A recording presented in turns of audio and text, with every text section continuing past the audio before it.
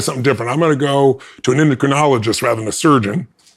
So I went to this endocrinologist, one of the best in the world in Boston, completely different guy, like the nicest human being in the world.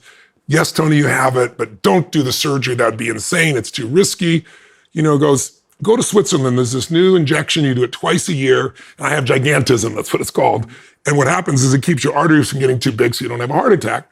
And I said, but my arteries are fine. You told me that they're actually perfect in size. He goes, that's true. I said, then why would I do this? He goes, just to be certain you're going to be okay. I said, well, what if I'm already certain? I said, I don't want to be stupid, but couldn't I just measure once a year? And if there starts to be an increase, deal with it then? I said, he goes, oh, just to be certain you should do this. I said, but I'm not certain that there won't be side effects from the drug. And he was super nice. He goes, and I said, and the surgeon wants me to cut. He goes, the baker wants to bake, the surgeon wants to cut. I want to drug you. He was really cool.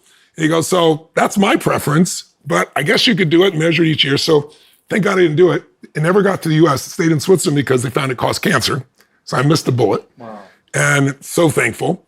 And then I went to 6 other doctors, and I finally met this doc who said to me, Tony, he goes, yes, you have the tumor, and yes, you have this growth hormone. He said, but dude, you do the equivalent of 2 marathons in a weekend or more, and 2 days later, you're recovered. He goes, I've never seen anything like it. He goes, I'm sure the growth hormones playing a role with that. And he goes, I know bodybuilders just spend $1,200 a month to get what you get for free.